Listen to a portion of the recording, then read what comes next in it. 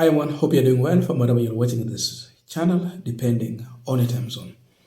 Now, there is a video which is actually trending on social media whereby a man dressed in a mask has been addressing a group of people in a kind of training at night on how they will deal with the people they are referred to as individuals who have declared war against them, and for them they are also reiterating by declaring also war against that team.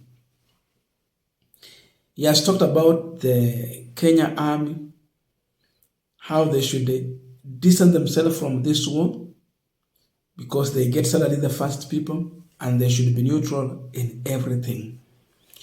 This is the video that I would want you to listen to very carefully, and we'll be looking into the reason why and who are these individuals and the area where they are threatening to go and maybe attack. Aende nyumbani. Sasa wametangaza vita na sisi tumetangaza vita. Lakini wanajeshi hawafai kuwa njaa. Wanajeshi hawafai kuwa njaa. In any republic, wanajeshi ndio wanalipwa mshahara wako, alafu watu wengine wanachungwa baada.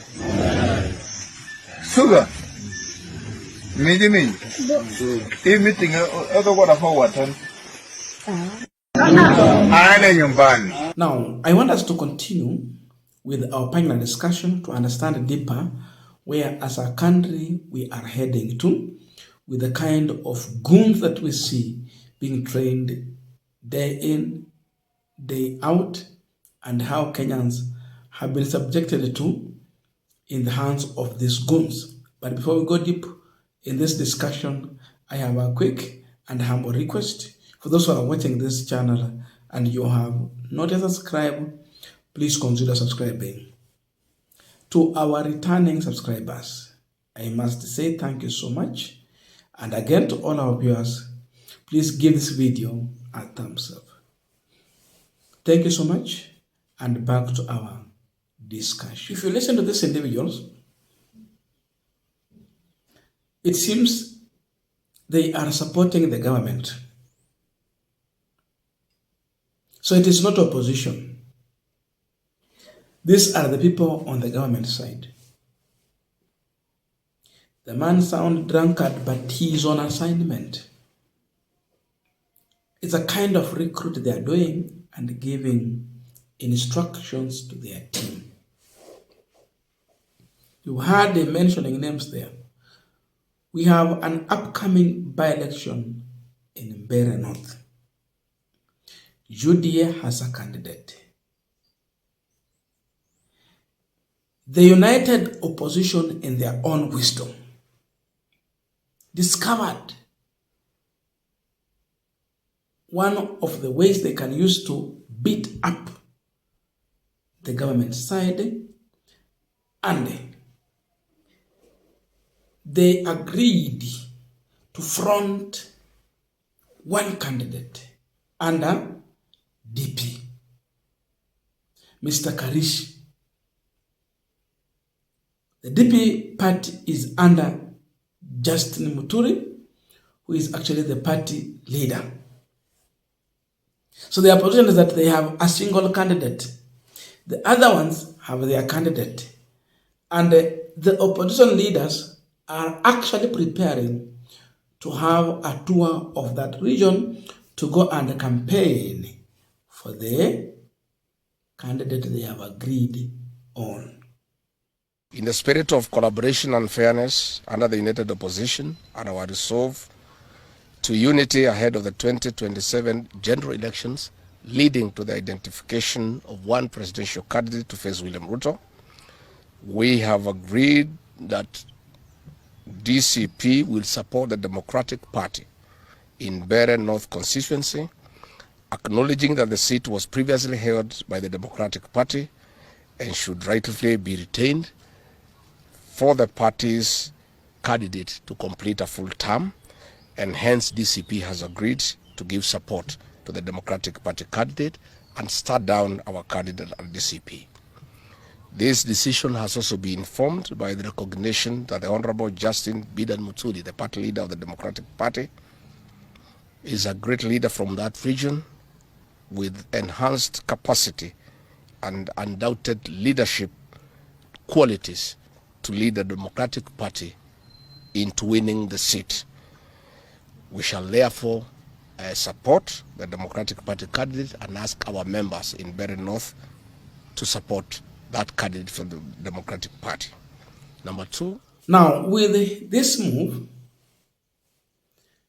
the united opposition is actually well organized. They know what they want. And for that one, I salute Gachagua.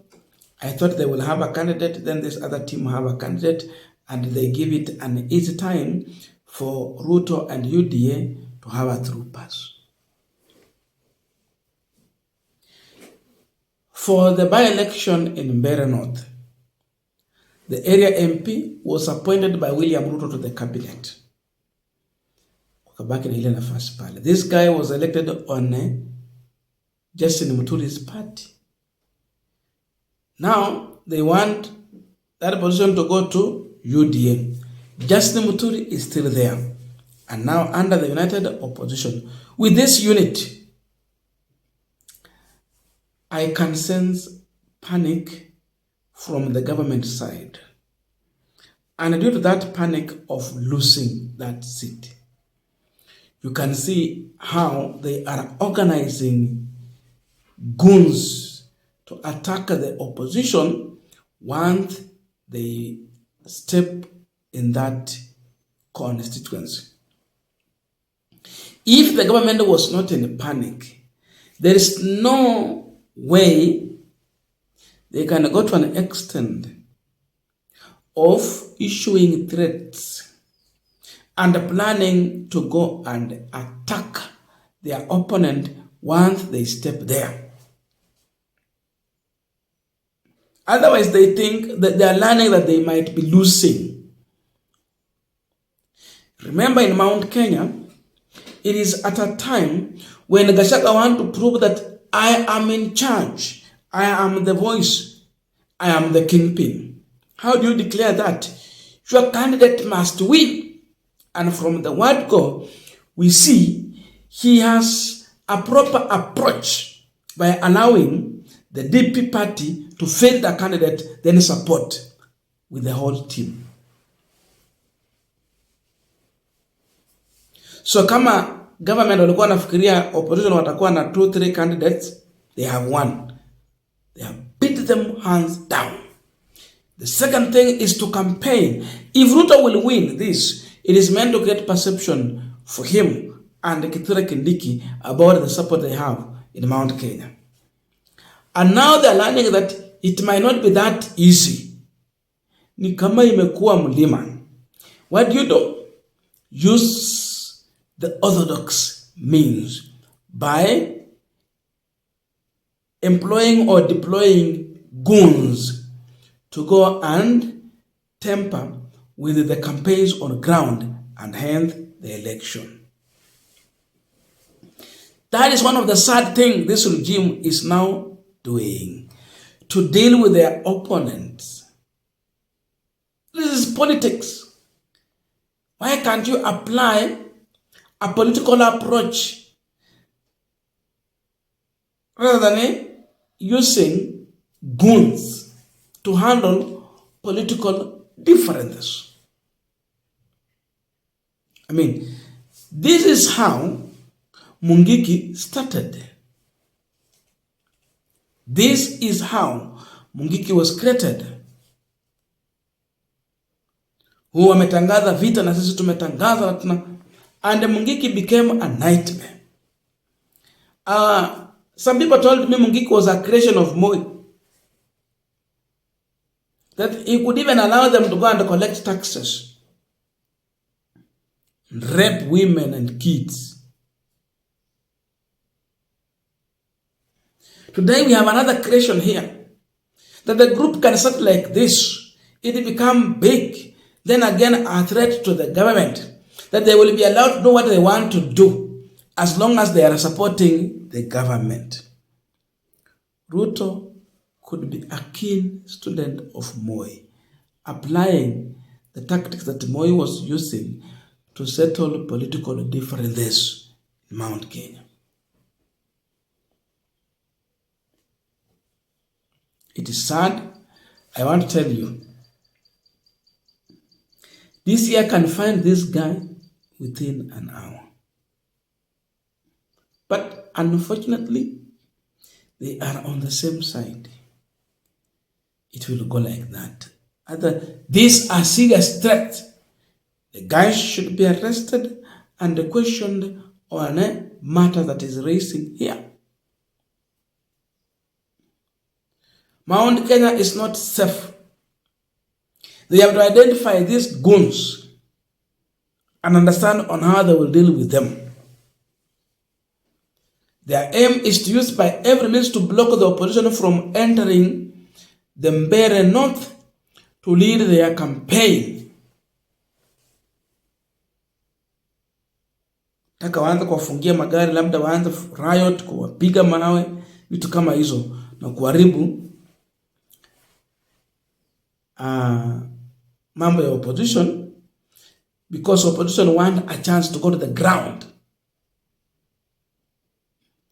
and deliver their message to the people about William Ruto, the government, and their candidate, Karish, who is the opposition candidate. But now, clear plans are now out. Why did the video leak out? Probably intentional. To reach out to the opposition in order to create that fear in them, that if they are planning to go there, they might have a second thought.